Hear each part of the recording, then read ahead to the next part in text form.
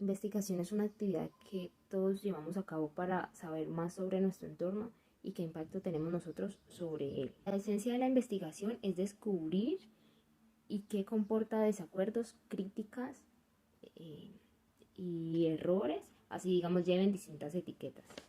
En nuestro caso, uno de los atractivos en la investigación en el campo de finanzas y contabilidad son los diferentes debates, críticas y puntos de vista económicos, políticos a nivel mundial. Aunque la disciplina contable es relativamente nueva, sí tiene un amplio campo de estudio a nivel mundial. La contabilidad y las finanzas tienen diferentes campos de estudios según digamos el interés que tenga el investigador. Incluso con todas esas diferentes áreas de estudio que tiene la contabilidad, podemos encontrar diferentes ramas de investigación que pueden tener un gran aporte a las finanzas sin que tenga que estar relacionado con los números. Este texto ofrece una introducción al proceso de investigación a estudiosos de la contabilidad y finanzas. Gracias a los autores ha permitido el desarrollo de nuevos programas sobre métodos de investigación. Programas en los que se considera que el proceso de investigación es tan importante como el resultado. Este texto además contribuye a la retroalimentación, estimulación y contribución del pensamiento de los procesos de investigación contables y financieros. En los dos primeros capítulos se examinan los debates filosóficos que condicionan la investigación de nuestras áreas de estudio. La dualidad dentro del pensamiento occidental. La investigación tiene el potencial de transformar nuestro conocimiento y comprensión del mundo que nos rodea. En contabilidad y finanzas se acepta como científico social. Filósofos como Bertrand Russell en su historia La filosofía occidental sostienen que los orígenes del pensamiento occidental se remontan a los griegos, quienes a su vez casi con seguridad se basaron en ideas de su propia herencia social y religiosa, es decir, que su pensamiento lo basaron en la construcción y formación de su cultura. Posiblemente la idea más importante aportada por los griegos fue que la realidad se podía caracterizar por los opuestos. Estos mencionan que en todas las cosas hay una dualidad esencial, hay declaraciones que tienen verdad y a la misma vez son falsas, aunque siempre entendiendo que estas afirmaciones están enraizadas con la cultura social. Estas tienen mayor fuerza en conocimientos como matemáticas y lógica, pero no han sido fuertes en el desarrollo social, ya que la verdad y falsedad son conceptos mucho más antiguos. Todos los individuos deben tener creencias en lo que para ellos es verdadero o falso, pero es cuestionable validar de dónde vienen dichas creencias. Como lo decíamos anteriormente, es una construcción social, podemos basarnos en una apariencia, pero según el texto es más eficaz basarnos en una razón y así evitamos las apariencias y percepciones que pueden resultar equívocas. El principal problema de la epistemología es decidir cómo podemos adquirir el conocimiento que Platón y sus seguidores definieron como una creencia verdadera justificada. Esta definición del conocimiento aporta tres problemas que nos cuesta resolver o explicar, como la naturaleza de la creencia, la base de la verdad y el problema de la justificación. Cuando reflexionamos sobre lo expresado por Maynes y Daniel del 2000 en el artículo citado anteriormente, el formato de estado financiero no afectó en lo que dio a entender o conocer la evaluación de los inversores no profesionales de esa información. Hace referencia a preguntar cómo se justifica esta conclusión, incluso asumiendo la verdad de los datos empíricos o la experiencia sobre lo que se basa. Esta definición de conocimiento está ampliamente aceptada y por el momento veremos sus implicaciones en sus propios términos, considerando cuestiones o preguntas tales como ¿cuál es la fuente de nuestra creencia? ¿Cómo determinamos qué es verdad? ¿Y cómo justificamos nuestra creencia? Estas cuestiones o preguntas tienen toda su propia rama de la investigación de la filosofía. Nuestras creencias provienen de una serie de fuentes. Estas creencias se reducen a dos fuentes, las cuales son las creencias racional, que es un conocimiento proposicional, o sea, un conocimiento sobre lo que es, y la creencia perceptiva, que se fundamenta en el objeto de nuestro estudio. Estas ideas se remontan en Sócrates y Platón. Sócrates creía que todo conocimiento es innato. Platón, su alumno, amplió las ideas de Sócrates y enseñó que existe un reino de ideas que contiene la esencia de las cosas. Podían incluir desde las abstracciones de geometría pura en un extremo hasta la sociedad ideal en el otro, pero que solo se podía acceder a ella a través de la razón. Por eso Platón fue racionalista. En finanzas, los conceptos de mercados ideales o perfectos son abstracciones platónicas. Una segunda tradición de pensamiento proviene de Aristóteles. Él sostenía que conseguimos conocimiento a partir de la observación y la categorización, y dudaba de la existencia de formas ideales mencionadas por Platón. Racionalismo como término se usó por primera vez para describir la visión mundial del filósofo René Descartes. El empirismo tuvo su dominancia en Gran Bretaña, donde los gremios y las profesiones crearon un nuevo entorno social, donde su experiencia y conocimiento se basaba en la observación y práctica. En esta época apareció el método científico, principios de la posición empírica. La certeza de la creencia solo se puede alcanzar a través de la percepción. Segunda, todo conocimiento se deriva de la percepción a través de nuestros sentidos. Y por último, en el reino del raciocinio, las declaraciones son verdaderas o falsas por la forma en que es el mundo. El realismo y el idealismo son expresiones usadas para describir la ontología, que es el estudio de la existencia y de aquello que discernimos como real. Siguiendo los griegos antiguos, encontramos dos posiciones opuestas.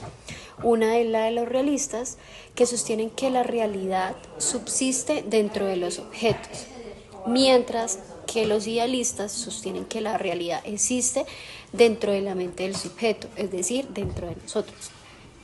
Ahora decimos que el realismo representa como tal la visión o el sentido común cuando describimos algo, pero que esa cosa tiene como una realidad independiente de la percepción que tenemos de ella. Por ejemplo, ya hablando del idealismo, una de las opiniones del obispo Berkeley sostiene que las cualidades que percibimos, como lo es un color, una textura, son representaciones totalmente mentales de datos sensoriales, y son estas las que nos dan la forma de la realidad o lo que percibimos del objeto. Kant sostenía que la noción de objetos discretos como conocibles en un sentido absoluto era errónea. Él decía que se pueden conocer por la aplicación de principios como causalidad, principios de espacio, principio de tiempo. Estos principios se pueden conocer a priori. A priori son las condiciones universales necesarias del conocimiento que son previas a la experiencia, que son independientes, que vienen puestas por el sujeto y construyen la forma del conocimiento.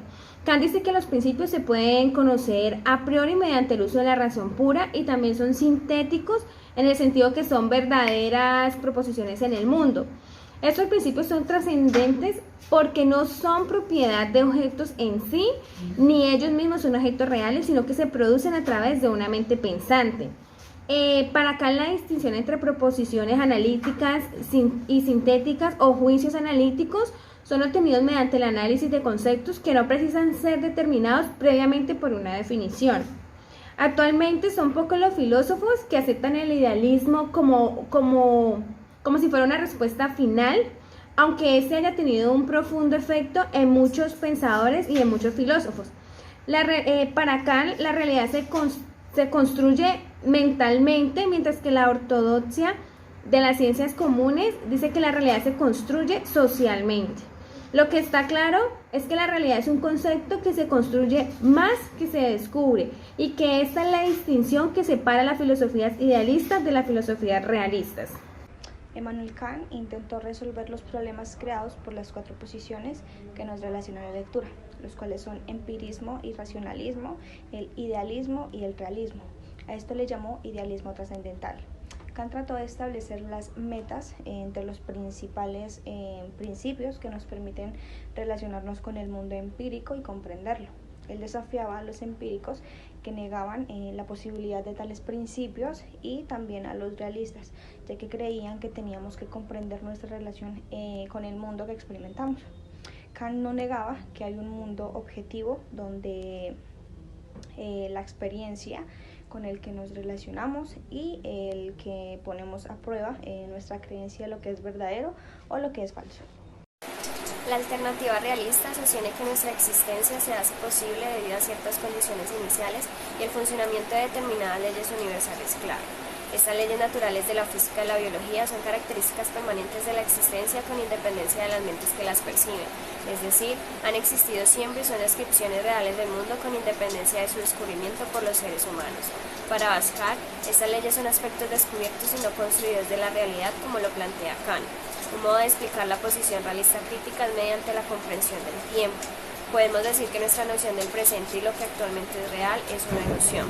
Nuestra percepción se revela entonces como la memoria de una realidad pasada, más que como una experiencia del presente. En cuanto a lo que concierne al futuro, tendemos a creer dos cosas. Primero, que podemos cambiar el curso de los acontecimientos y segundo, que la traducción del futuro al pasado está regida por leyes de comportamiento que no podemos cambiar. Por lo tanto, la mutabilidad de los acontecimientos es en realidad la suma a través de mi acción de un conjunto de leyes físicas condicionadas a mi forma de actuar. Con los sistemas sociales, se puede decir que por su naturaleza tienden a exhibir niveles mucho más altos de complejidad que los sistemas naturales. Nuestra actividad en el dominio social, donde la observación y la experimentación son en sí mismos una forma de interacción social, pone en juego más leyes, todas ellas muy reales, pero que están más allá de nuestra capacidad científica de comprensión. El relativismo es el nombre dado a una serie de ideas que dice que la verdad es relativa a la creencia del observador. Todos los puntos de vista son igualmente válidos, por lo tanto, toda la verdad es relativa a cada individuo. En el relativismo no existe una verdad única. La verdad o el saber tiene relación con el sujeto que cree tenerla, su contexto y el momento histórico, por lo que existen tantas verdades como también sujetos. Todos los argumentos pueden ser válidos o inválidos en el relativismo, pues se justifica por lo que sucede afuera. El relativismo depende de la validez del conocimiento de determinados lugares, tiempos, épocas históricas, ciclos culturales u otras condiciones en las cuales ese conocimiento se efectuó. El positivismo lógico es un derivado lingüístico del empirismo, donde el mundo del discurso significativo debe estar controlado por una variedad particular que es la verdad. Pero, ¿por qué la verdad? Pues los positivistas como empíricos dicen que la verdadera creencia se basa en lo que percibimos y lo que percibimos deriva de una realidad independiente y libre de valor. Entonces los positivistas realizaron una innovación llamada la teoría de la correspondencia de la verdad, donde dicen que las declaraciones con sentido son solo aquellas que se pueden verificar por medio de la atención, que ellos llaman lenguaje de la observación. Particularmente los filósofos Mill y Hume también sostenían la correspondencia de la verdad, sobre todo Hume. Sostenía que las declaraciones que se dicen, se decretan, no se pueden decir que son reales o que existen. Hume da un ejemplo donde dice que el hecho de que él crea que X es verdad, debería ser verdad, pero el hecho de que él diga que es verdad no quiere decir que se puede inferir que sea verdad. Esto quiere decir que la teoría de la correspondencia, unida con la exclusión de declaraciones artificiales o sin argumento, lleva al positivismo lógico a decir que las declaraciones metafísicas no tienen sentido. La predicción generalmente está basada en supuestos ligados desde el punto de la observación, así que se determina algo que puede suceder de acuerdo a la circunstancia, idea o situación, específicamente desde una condicional. Por ejemplo, si A es cierto, entonces B también lo sea. Por otra parte, la explicación ciertamente es la cobertura que da claridad suficiente para que una idea, situación o circunstancia sea más perceptible.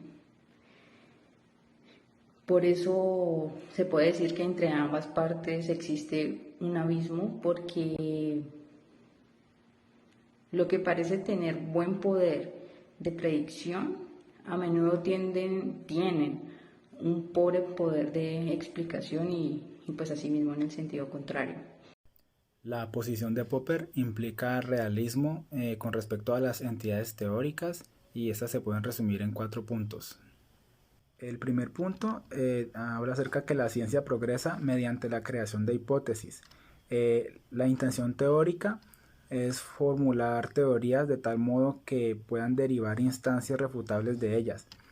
Las teorías que no admiten refutación se consideran no científicas. El segundo punto habla acerca de que la función de la ciencia experimental es diseñar pruebas de demostración y falsedad de las implicaciones teóricas que refutarán la teoría implicada. El tercer punto habla acerca de que una teoría que sobrevive a varios intentos de refutación se dice que es una teoría bien corroborada. Las teorías progresan acumulando valor de verdad. La verdad teórica absoluta es un ideal inalcanzable, pero es la meta final de todas las ciencias. Y el cuarto punto, en resumen, lo que dice es que cualquier teoría que no se pueda falsear es inútil. Ya para terminar, Popper separa la ciencia de la pseudociencia por la capacidad de falsear las teorías producidas. Así como también está adelantando un criterio sobre cómo la ciencia debería avanzar hacia la búsqueda de una teoría mejor. El falsacionismo de Popper, como ya todos sabemos, fue una teoría que refutaron los alumnos Lakatos y Kuhn, quienes rechazaron la posibilidad de que una sola observación pudiera confirmar o refutar una teoría. Ellos argumentaban de que las declaraciones de observación están propiamente cargadas de teoría, además de que las predicciones teóricas se condicionan por supuestos calificadores que no pueden determinar si una teoría es válida o errónea. Kuhn consideraba que la ciencia era un proceso en el que paradigmas formados por el cuerpo de teorías y observaciones dentro de un área concreta pasan a través de un ciclo vital definible, en donde se van acumulando evidencias anómalas y dan paso a que otros científicos creen una nueva estructura teórica con mayor poder explicativo, suplantando ese viejo paradigma, pero esta teoría no nos da las herramientas necesarias que nos permitan determinar unas reglas para demarcar la ciencia buena de la mala. A diferencia de Kuhn, Lakatos tiene elementos más concretos en su teoría, ya que para él los investigadores deberán aportar evidencias experimentales confirmadoras, las cuales deberán estar compuestas por innovación, progreso y degeneración. La presuposición mateteórica en la que se sostiene el trabajo de Kuhn y Lakatos es la noción de que la observación está abrumadoramente condicionada por la teoría. Esto anula cualquier intención de usar el trabajo empírico como corte de apelaciones definitiva para cualquier teoría y por lo tanto socava cualquier intento de poner la construcción y pruebas de la teoría en el centro de la filosofía de la ciencia. El problema de la dependencia de la teoría que tiene la observación alcanza su forma más extrema en la hipótesis de la varianza de significado, ya que ésta propone que a medida que cambiamos una teoría también cambian todos los significados vinculados a cualquier observación relacionada. Ya por último, la observación que hacemos de la realidad y el significado que le damos a esa observación depende mucho de nuestras construcciones o teorías intelectuales. A partir de la comprensión de la historia de la ciencia, plantea su teoría de paradigmas. Él rechaza la utilidad del método, rechaza el criterio de demarcación, pero propone un análisis histórico a la ciencia. Para definir la ciencia será relativo y depende de la etapa histórica en que se desarrolle. Según Kuhn, la ciencia se fundamenta en paradigmas, que son modelos teóricos aceptados por una comunidad científica. Estos modelos resolverán problemas seleccionados en una etapa de la historia. El paradigma que denomine en una época será llamado ciencia normal. Según la crítica del relativismo de Kuhn, dice que él se equivoca al pensar que las revoluciones paradigmáticas reestructuren completamente el lenguaje de la ciencia a estudio. Si fuese así, no se hubiera comprendido los trabajos de Einstein sobre la relatividad. De esta forma se rechaza el hecho de la observación en sí. Es un fenómeno social en el que grupos de científicos confirman informes de observaciones mediante la repetición del experimento. Con la repetición se pone a prueba lo que se dice, lo que se ha observado. Con esto se filtran teorías que no pueden ser aceptadas como conocimiento físico, tales como la fusión nuclear a temperatura ambiente de Fleischmann y Pons. En finanzas se puso en duda la ortodoxia académica prevaleciente, que dice que los mercados de capital son eficaces en información. Se confirmó después de varias repeticiones con diferentes datos y en diferentes países a base de anomalías que surgieron. El postestructuralismo es el nombre dado a la escuela francesa de la filosofía lingüística. Trató de desalentar las pretensiones científicas del estructuralismo, como son la ciencia, la antropología, el psicoanálisis y la crítica literaria.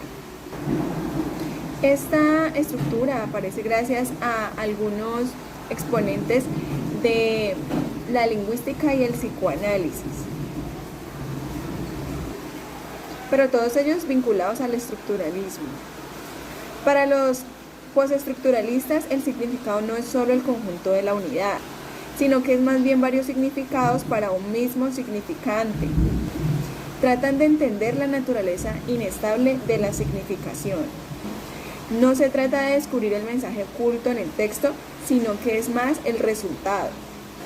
Se trata de una crítica que mientras se va leyendo el texto se va descubriendo su significado. Es decir, que el lector puede interpretar el texto de la forma como relativamente él lo piense, y de esto influye cultural y socialmente sus creencias. Es empírica por naturaleza y está basada en la teoría de la Katos, con la cual se plantea tener varios paradigmas o modelos de investigación, con los cuales se puede rechazar otras versiones desde la argumentación, innovación, progreso y generación del contenido empírico. Esta metodología dominante radica en la naturaleza de los supuestos y en el vínculo entre el término teórico y de la observación. Un modelo de investigación es primordial para el desarrollo de cualquier programa de investigación, teniendo modelos primarios. Para que éste funcione, debe tener las siguientes características: poderse extraer predicciones de observación que permita generar pruebas con un objetivo bien establecido. Los supuestos deben estar muy bien argumentados. El modelo debe ser acorde con los hechos empíricos. Por otra parte, los investigadores se preocupan por la economía interna dentro del modelo central, intentando reformularlo según el contenido mínimo de supuestos. La investigación empírica se lleva a cabo para comprobar las implicaciones primarias del modelo y del alcance de la falta de acuerdos. Los investigadores tratan de formalizar las relaciones entre supuestos para generar áreas indirectas de implicación. La interconexión entre la eficacia informativa, coste de información y la diferencia entre el precio de compra y de venta se han convertido en amplios. En el capítulo 1 podemos desarrollar algunos interrogantes sobre la metodología de la investigación en las áreas financieras y contables, su filosofía y su influencia en las corrientes positivistas, postempírica y crítica. También las posiciones metodológicas que adopta el investigador y que a pesar, digamos, de la posición que adopta el investigador, a la final se va a tener una pluralidad de metodologías. Esto aporta a que haya una investigación fructífera. De igual manera, el debate de investigación racional y la evidencia en la resolución de problemas conllevan al progreso de conocimiento, a pesar, digamos, de que todas las investigaciones sean diferentes.